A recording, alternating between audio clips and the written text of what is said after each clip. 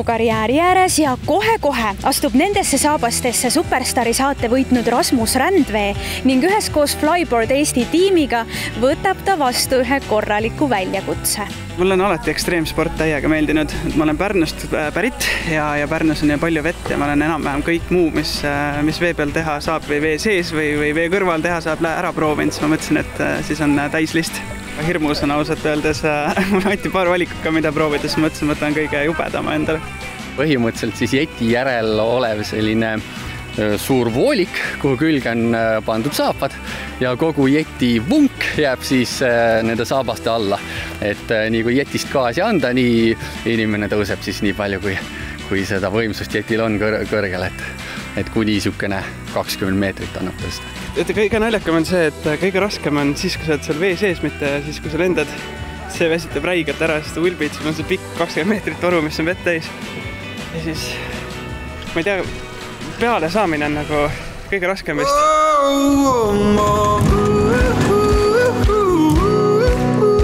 Ja siis juba sõites on juba äge, siis alguses kõik väriseb niimoodi, et ei saa üldse aru, et jalad ei ole nagu, ei saa üldse aru, mida nad tegema peavad, sest et mõtle ise, et see on nagu see tasakaaluliikur samal ajal, siis sul on veel põlved, et nagu kõik asjad korraga.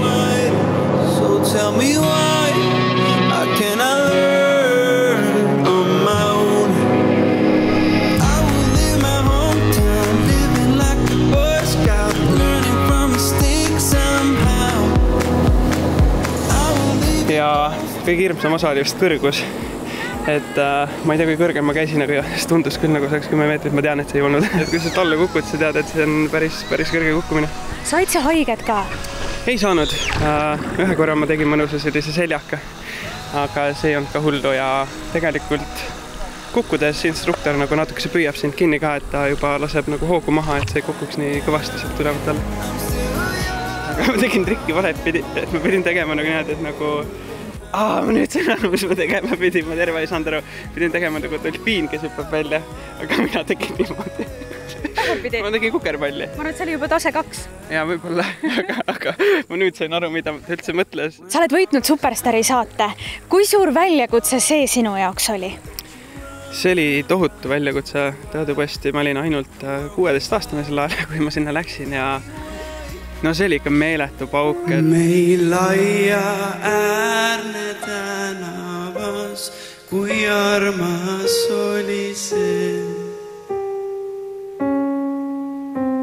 kus kaste heinas põlvini me lapsed jooksime. See oligi niimoodi, et viimane saade pidi isamaaline laul olema aga see ei tohtinud talle ükski laul, mis on varem kõlanud. Mitu isamaalist laulu Eestis on? 20, 30. Ja oligi niimoodi, et oli reedene päev ja laulu polnud.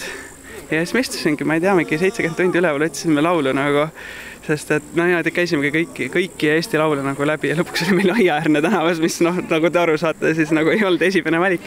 Flyboardiga sõidu saab igaüks osta endale kingitus.ee lehelt. Ja kui juba tegudeks läheb, siis on paras aeg panna kirja ennast ka sügisel algavasse Eesti otsib Superstaari saatesse. Mis sul kaotada on?